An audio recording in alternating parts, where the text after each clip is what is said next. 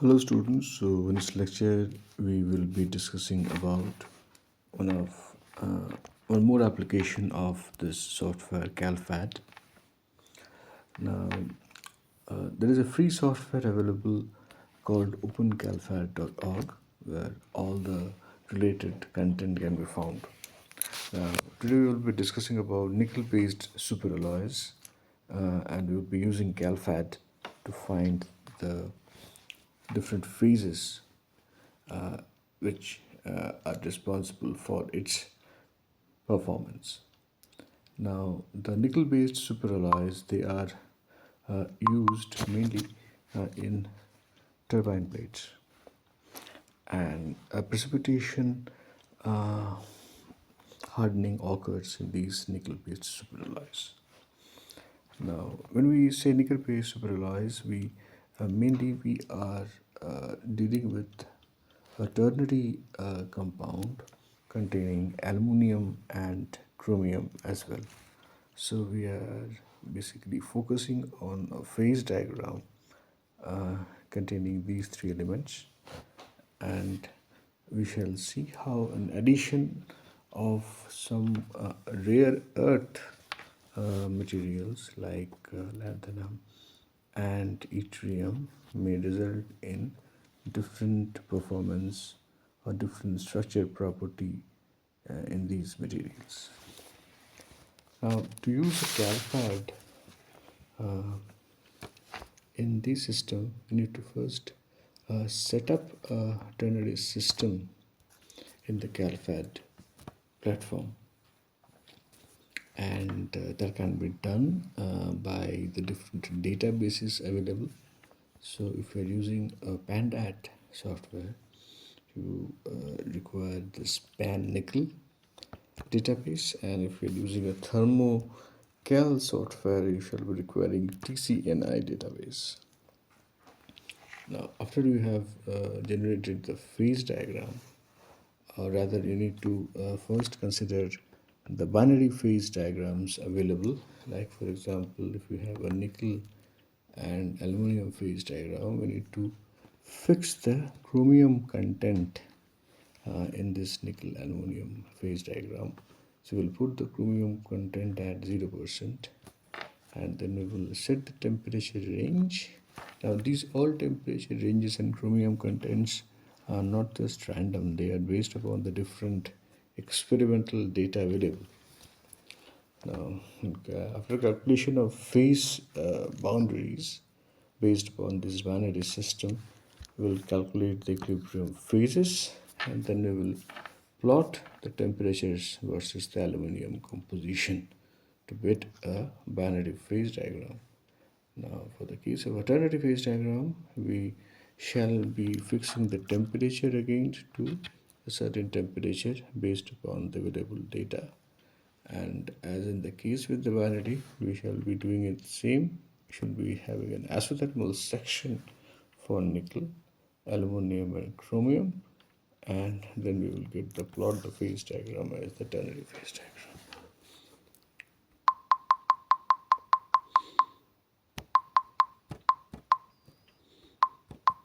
Okay.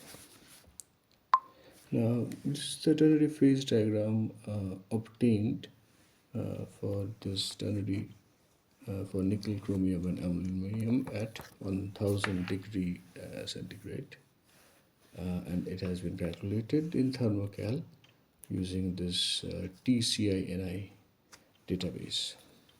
We can see two stars here. One is the red star, one is the blue star. The red star shows the location of the nominal base alloy, that we are having a nickel the base with 26% atomic percent and 10 atomic percent aluminum. Now, if we increase the aluminum concentration a bit, then this corresponds to the blue dot. Now, from these two dots, there are certain lines, phase lines, consisting of gamma and gamma prime phases. So these are the different phase fields you can see. So these gamma and gamma prime phases have got their different compositions and structures. So you can actually identify which structure will be suitable for a particular case.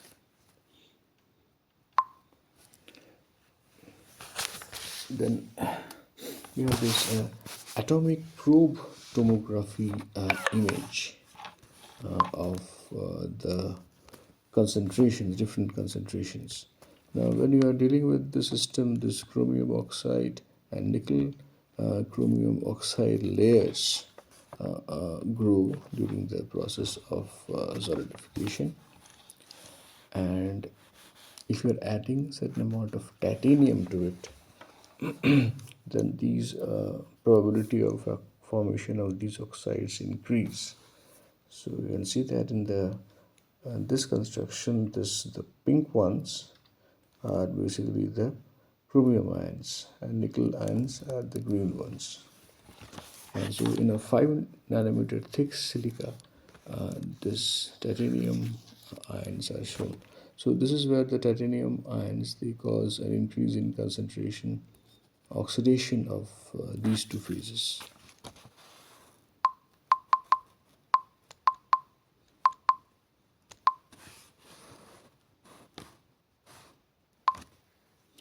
Now,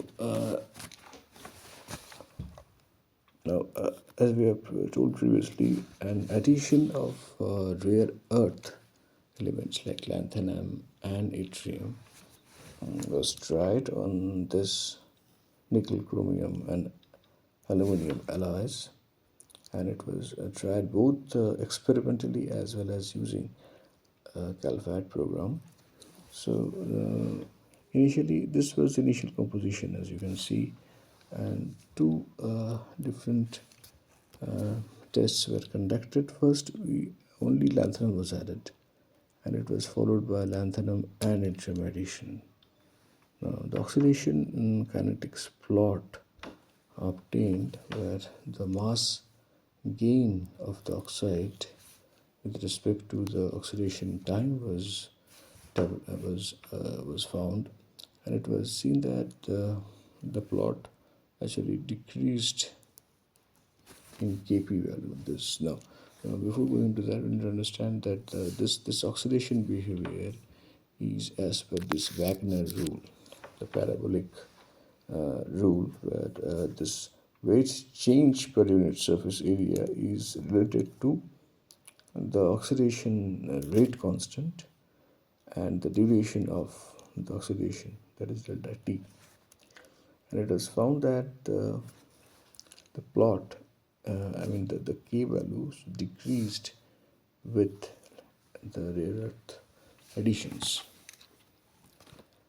So it indicates that a resistance towards oxide formation can be seen. Now, further, it was also found that if you only provide lanthanum, then naturally there will be a decrease, but there should be more decrease in the oxidation when you add both of these rare earth material.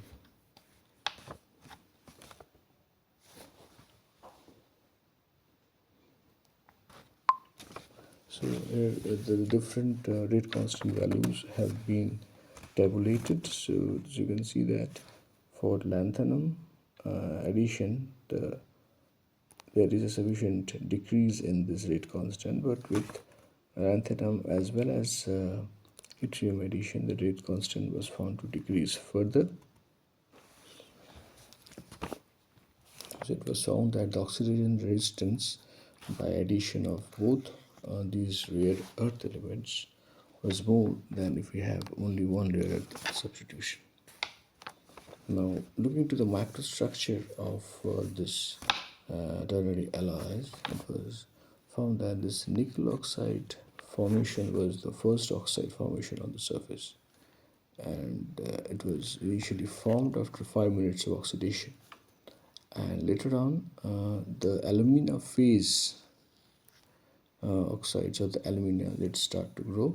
Initially it was the theta phase, then you can also find the alpha phase, and after a sufficient amount of oxidation time, and this theta phase disappeared and was mainly replaced by this alumina alpha phase and NiAl2 4 phase. Now the oxide, the important thing about oxide is that you need a certain amount of oxide on the layer. Okay, but that oxide should be sufficient to cause any more oxide formation. So this oxide layers becomes the protective layer, and the theta phase of alumina is less protective compared to the alpha phase, and the alpha phase also is denser. So the microstructure was observed, and as you can see, a thin layer of aluminium phase develops on the surface, which gives the alloy a certain amount of protection. And this alpha phase formation was more in the case of lanthanum and yttrium addition.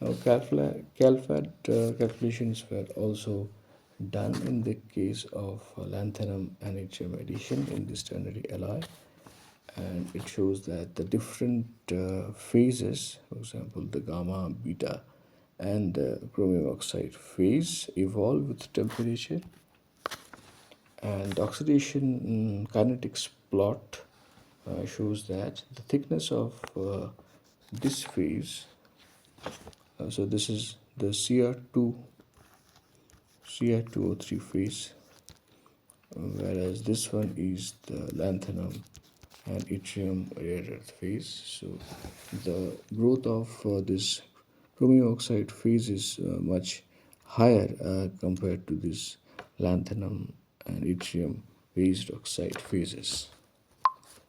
And so we can conclude that this one grows faster due to higher parabolic case, and whereas the lanthanum and yttrium oxide grew more slowly, forming a protective layer. So for those materials which are exposed to higher uh, oxidation times, they eventually develop these the protective oxide layers, as you can see, the alumina oxide Al2O3